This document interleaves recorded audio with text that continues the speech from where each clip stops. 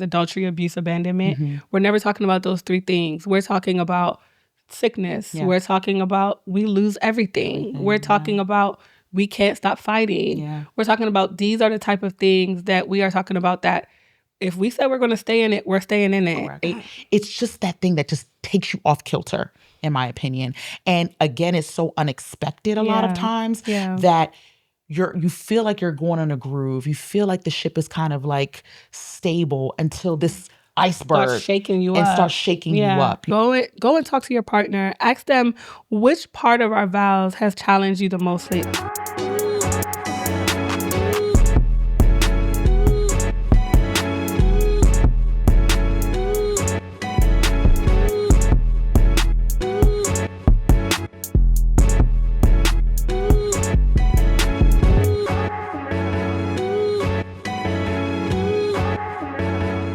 Welcome to Marriage Pinnacles Chats from the Peak, where God's favorites link up. My name is Dr. Lara. And I'm Memi. And we are back with another episode of Chats from the Peak. Hey, y'all. Hey. Hey, guys. You know, this is Chats from the Peak, and this is where we talk about all things love, marriage, and healthy relationships and everything in between.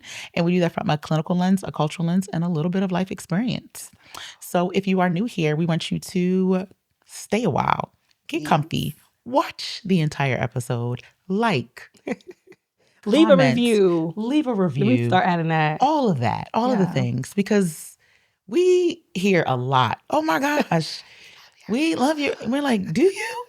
Because we wouldn't know. Because we can't see it. We can't see. So make sure we see it, guys. Just let us know. That would warm our hearts. It would. Okay. So today's episode, I think, is one where, you know, if we think about the vows that we have when we talk about, like when you're walking down the aisle and you're looking at your partner and then the pastor or the officiant says, you know, I take so-and-so to be my lawfully wedded husband, to have and to hold, for richer or for poorer, for sickness and health, yada, yada, yada, till death do us part.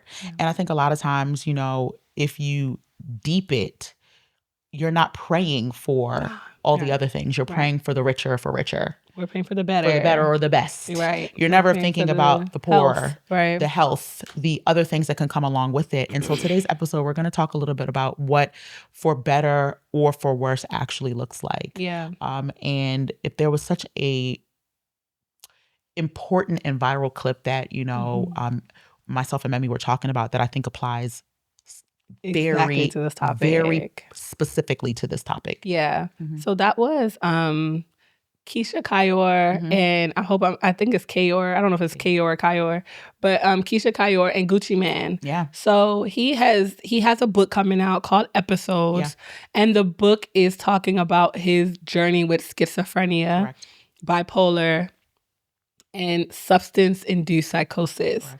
And he went on the Breakfast Club with Charlamagne, Envy, and I think Lauren was there. I don't think Jess was there. But they were on there talking about his mental health and his struggles and his journeys. Yeah. And I think what the clip that, of course, went the most viral was his wife, Keyshia, talking about how she held him down. Yeah. And the lengths at which she went to in order to make sure he was good. Yeah. So one of them was she would notice his patterns and know when a episode was coming on. And she would shut down his phone, change his passwords so he wasn't tweeting and you know, doing anything crazy on the internet, texting people. She actually kidnapped him at one point. She said she called his lawyers and 6 bodyguards to get him in the car and take him to the mental hospital. Yeah. And I want to rephrase, she may have used the word kidnap, but that is actually legal. So if an individual, because I just want to make sure I put this out there, because they're like kidnap, but like if a person is considered a danger to themselves or others, you have the ability to call a clinician or the authorities or a trained professional to assess this individual, and they can be taken to the hospital and put in at least a 48-hour hold. And then from there, they're assessed and either admitted or they can sign out AMA. Yeah. But that is something that can be done when you are deemed to be a danger to self or others. Oh, so thank you for that. That's really good information. And Keyshia's whole thing, I think they asked her, like, what made you stay? Like, why would you sign up for that? And she was like, she noticed his episodes before they even got married. But she knew, like, she saw his environment, who was around him.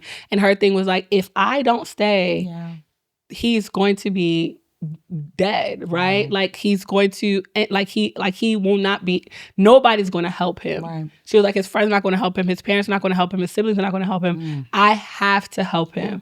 So she saw a responsibility and took it upon herself, you know, and sort of sacrificed herself. And we saw a lot of different opinions, right? You saw, of course, with the internet, you're going to see a whole bunch of thoughts and ideas. Some people were like, that's a real ride or die. This is what marriage is about. This is sickness and health. This is better or worse.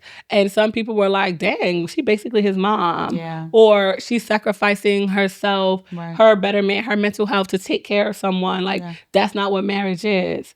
And who told you that? I'm like, so what is marriage who then? said that? So I wanted to ask, just from like our perspective, like, Lara, what would you do? God forbid. Not my portion. Not our portion.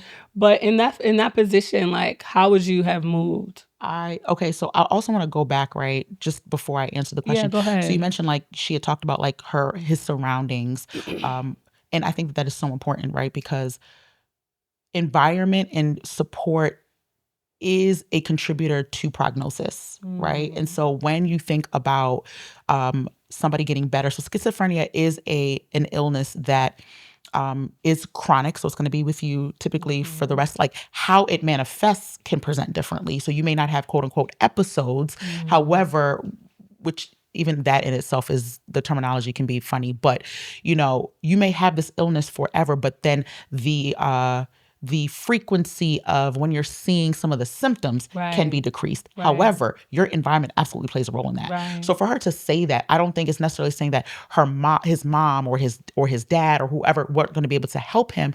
But a lot of times when you're in a certain environment, if you are around a lot of drugs, which he was, and he talked about it on the episode, and you're continuing to be in that environment, it's only going to exacerbate the psychosis. Do you know what I mean? So like, I want to make sure that I'm just providing, not necessarily say I'm speaking for her, but providing context about, you know, what that could also mean. Not just like, I'm the savior. Correct. But no, it's like, if I am not the person who's putting a stopgap in place, you're going to keep seeing these symptoms. And then it could have gone untreated. Correct. As well. Yeah. So I just wanted to provide that context. Yeah, but that's really good. Yeah, going back to the question.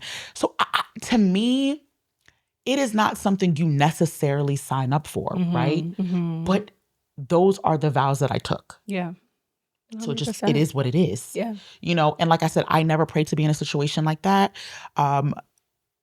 We have our own challenges, what we go through, and what I may be able to bear might not be something else somebody is able to bear.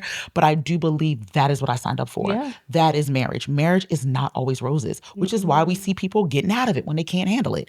Every day. And I say that very loosely. Yeah. I say that very loosely. I'm not talking about all of these other things that come with marriage, like things. You know, I'm not talking about like the extremes. I'm talking about we're never talking about the 3 A's. We're never talking about abuse. We're not talking about those type of things, but I'm talking about marriage is already difficult, right? And so you don't sign up for more difficult. Right. But it happens, right? Yeah. And we had an episode where we're talking about like how we just change as individuals, right? Like I am who I am today, but that does not mean who I'm going to be in 10 years. Exactly. And that could be for a number of reasons. So for me, it goes without saying. Yeah. How about you? So I feel the same way. Like, I feel like I signed up to be with this person forever. And like, when we talk about these things, again, like Lara mentioned, we're never talking about the 3 A's, adultery, abuse, abandonment. We're never talking about those 3 things. We're talking about sickness. Yeah. We're talking about we lose everything. We're talking about we can't stop fighting. Yeah. We're talking about these are the type of things that we are talking about that if we said we're going to stay in it, we're staying in it. Correct. It's a commitment. Yeah. And it's and nobody promise. I mean, some people go into it thinking it will always be like that. Yeah. But I probably did when I was, because I got married really young. So I kind of did. I can for sure say that I was not on that altar thinking about sickness, horror, or worse. Yeah. I was thinking of the positive and the positive only, and believing that I was going to ride this high to the end of time. Right. And so that first reality hits you, and it will knock you off. Correct. It will knock you off track. Correct. And I feel like what I feel like Keyshia went into it knowing what she was dealing with, which I think is not going to say a privilege because what she went through was not easy. Yeah. So, but I feel she went into it with a different position. She kind of was able to be prepared and was not, just kind of blindsided. She kind of had a feeling of what she was going into. Correct. But I still think that is a powerful choice. That is a choice. To know, to say that I know that I can help this person and I'm going to help this person as his wife. Right. I think that's powerful. Yeah. And I think it's, we see it in different ways in our communities. People marry people that may not have the best resume or may not have the best pedigree, but they're still choosing to be with this person and build something with them. That's good. Yeah. I love that. And I think that ultimately that is what this episode is about. We're talking about like when you sign up for the good, but you're also signing up for the bad, the uncomfortable, the shaky, the uneasy, and what does that look like? Yeah. So we're definitely what the first thing we want to talk about is what do you do when love stops being glamorous? So when you kind of go into it, like I talked about, I'm going into it like we cute, right? Me and Dapo, we cute, we young, we popping, everybody, you know what I'm saying? We outside, we having a good time. Yeah. And it's like our house is like the party house. Yeah. Everybody's coming over, having like adult sleepovers. Like we were really having a great time. Literally. And it was like, we felt, it felt good. It felt fun. Like, I'm so happy to be married. But it wasn't until that pregnancy came and I became a different person. So now it's like, whoa, everything slows down. Absolutely. It was like rolling, Yep. And then hormones taking over. You start scrutinizing every little thing. And that was a worse moment, right? Yeah. That was the opposite of for better. It was one of the worst. We're getting into worse territory. Right. Yeah. So how are we... It's destabilizing. It is destabilizing. It makes you ask yourself, did I make a mistake? Right. Oh, yeah. Did we do this too early? Yeah. Did we? Am I sure about this? Did I make the right decision? You know what I'm saying? And so what we're going to do is we're going to look at this thing from those three categories: Absolutely. Richer, poor, better, worse, sickness, health. Absolutely. And so first we're going to talk about richer, poorer, right? Yeah. So go ahead. Yeah, and it's interesting because I think that like when we get married, like I think you even said it. You said when I was saying my vows, you literally said the words for richer or for poorer. But I'm like, yeah, right. You're just like bye, out of my mind, out of my mind. And you don't realize that marriage, it really tests every vow at some point. Yes. You might not be broke on your last dollar, but there are some times where you are unstable. Yeah. Or not even that though. Like we're not even talking about poor, right? You now have an unexpected financial responsibility that you did not plan for. Yeah. That is something that happens a lot. Like in the African community, it is very, very common for you to assist family members that don't live here, family members who do live here. Right. Like it is a responsibility. It's not necessarily something you knew was going to happen, but here you are. Yeah. Do you know what I mean? So I think that is a big one. And I think money is something that absolutely mirrors our emotions. 100%. Like, fear comes when we're talking about our emotions, when we talk about money. Pride, the control of it or the release of it. Yeah. How you spend, how you don't spend. Like all of those things money mirrors emotions. Yeah. And I think one of the times, I think my mom told me this when I was younger. She was like, you never really know a man until he loses. Until he starts losing things. Yeah. And before we got married, Dapo had lost a job. And I noticed. Yeah. You noticed the shift in personality. Yeah. You noticed the more sharpness, and not out of because he didn't like me anymore or because he was just mean and nasty, but stress has compounded. It's compounded. Stress has compounded, and we're seeing that so much now in our community. Like my heart goes out to everyone in the DMV. We live in the DMV where a lot of people are either government workers, government adjacent, contractors, and there's a lot of furloughing happening around the world. Country, and so my heart goes. I know there's a lot of families right now that are not getting the normal checks they're used to. And we know what that can cause, right? So it's this unexpected. This is that these are those vows getting tested. Correct. When your mortgage, you're looking around and you're calling a mortgage company like, hey, can I have an extension? Can I have an extension? I'm furloughed. What assumptions are you making? Or going to the credit union and getting a furlough loan. Like when you have to start making these decisions, things start getting a little bit murkier. Yes. Okay. You're not thinking about date night. Correct. You're not thinking about option. Yeah, you're not That's thinking why you ain't hear us talking about it right now. We ain't no date night, baby. Because we get it. We get it. We want to be sensitive. We had to put some of our events on hold because we know we know what our community is going through right now. Yeah. And so you're having to ask yourself what are the things that are the most important. Correct. And it's just a reminder to just not lose sight of each other. Correct. Be on the same team. Be on the same team. And I think that this is where you'll get to really understand if you're teammates or roommates. Correct. Because your roommate, y'all have one shared goal, and that's to get the rent paid. Pay the bills. Pay the bills. That's the pay rate. That's the only thing. I'm going to do me. But as long as we get this rent paid on the 15th of the month, we good. Or the 1st of the month, we good. But when it's your teammate, you're doing everything together. You care because the goal is common. Yes. You're pushing towards the same mark. In all categories. We want to make sure our kids are good. Yeah. Like one of my friends was telling me this month, all she's worried about is making sure her son's daycare is paid for. Yeah. So it's like you're on the same page trying to work through the same goal. Yeah.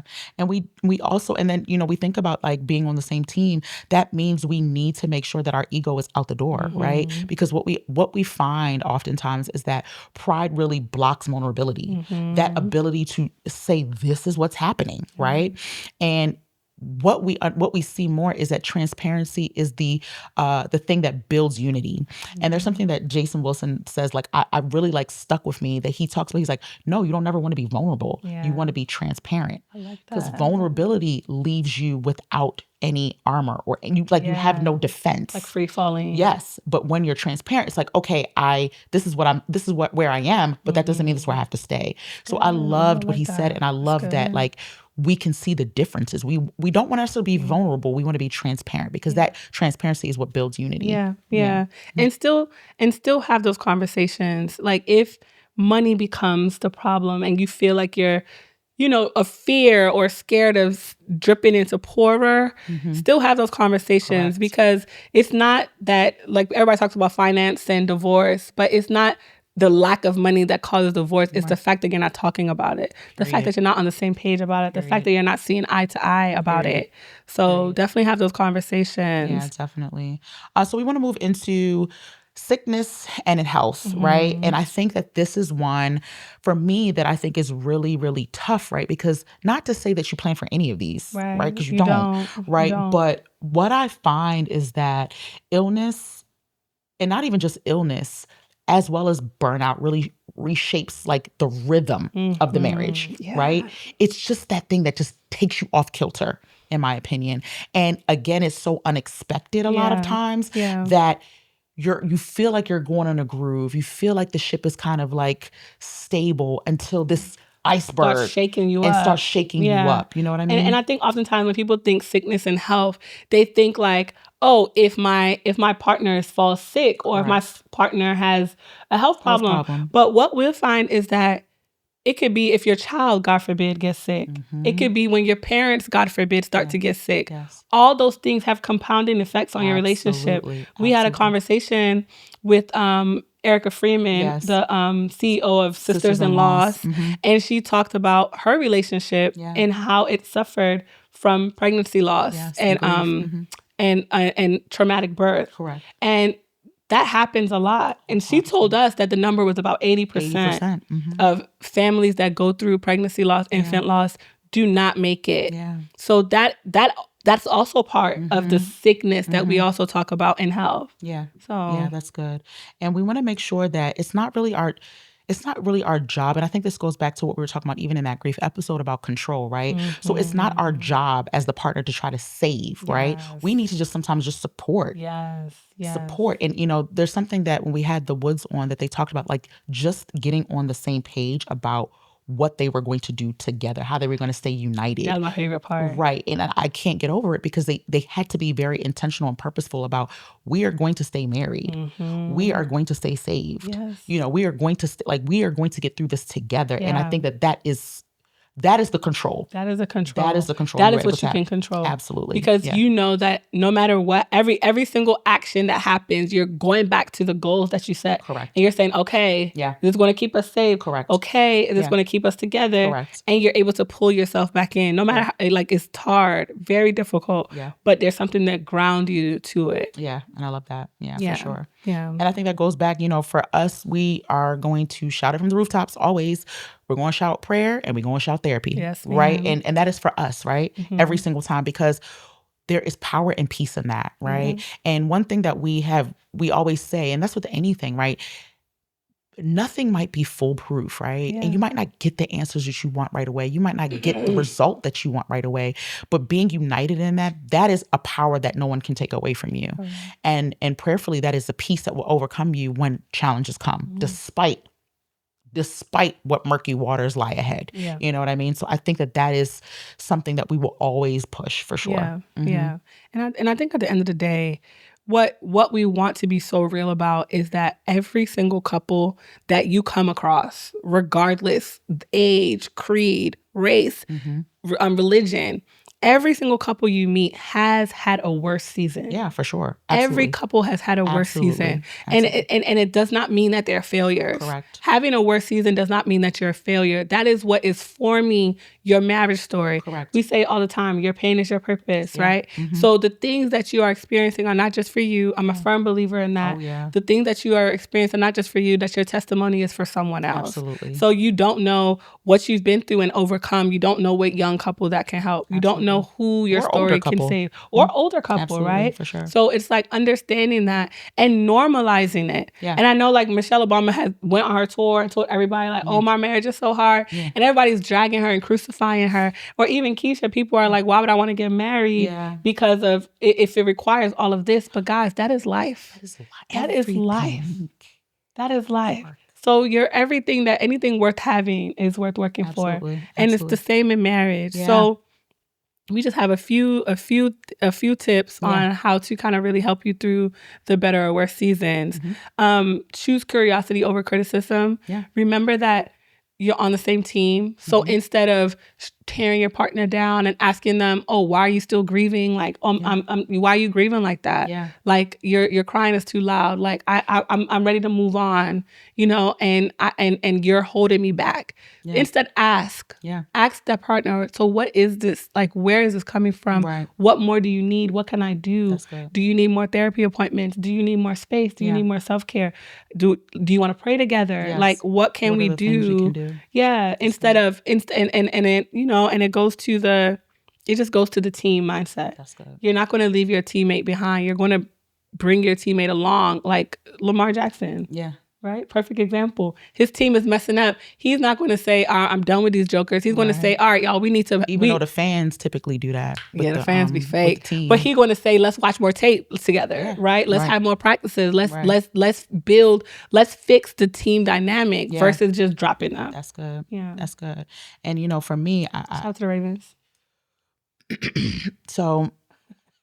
I'm gonna move on. You okay? Oh, you need some water? No, actually, I'm okay. Not too much. I'm okay, actually. I'm just gonna move on.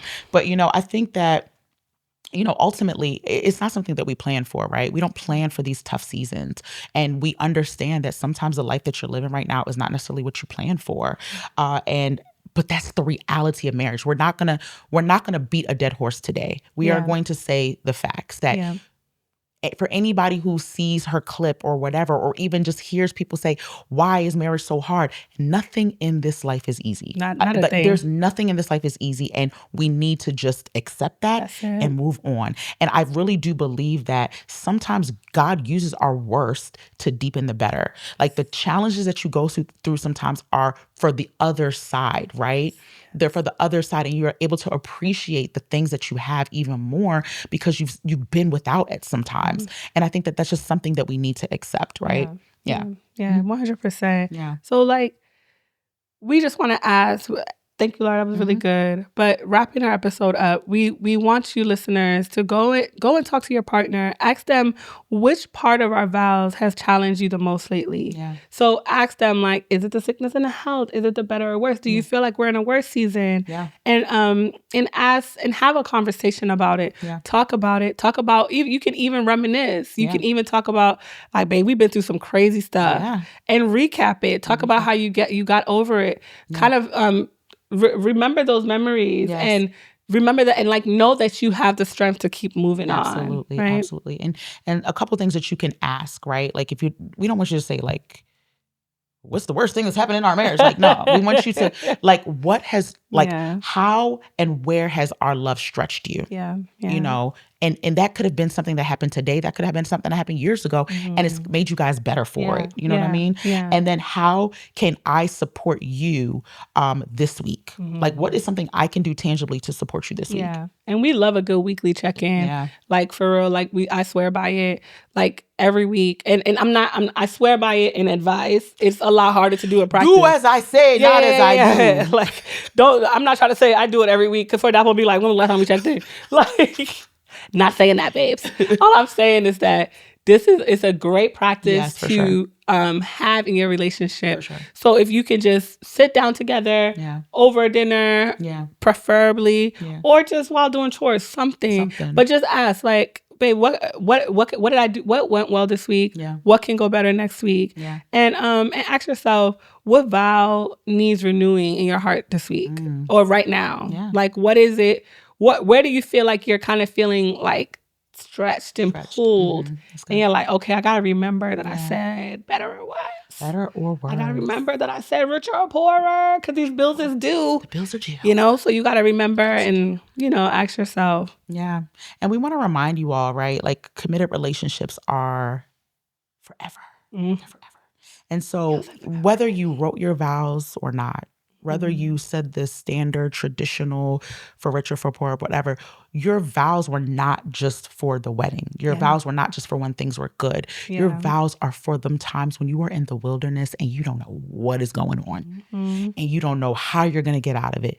Those are the times that you come back to your vows and say, this is the commitment that I'm deciding to be in. Yeah, for sure. And the fact and the love that you share with your partner, that love, it sometimes it feels tender, right? Yeah. It feels sore, it feels soft. But my favorite thing is to understand the process of a diamond and how a diamond is made. Oh, yeah. Because we love the way diamonds look. They're beautiful, they're gorgeous. But diamonds are literally crushed and pressed and squeezed together to see the beautiful products you see. Yeah. So you understand that when your love is feeling tense, it's feeling sore, it's feeling painful, know that that is a refinement process. Yes, know that when you come out, because I'm claiming that all of y'all come out, when you come out on the other side, you will have something so beautiful, so amazing. You come on a podcast and share your love story.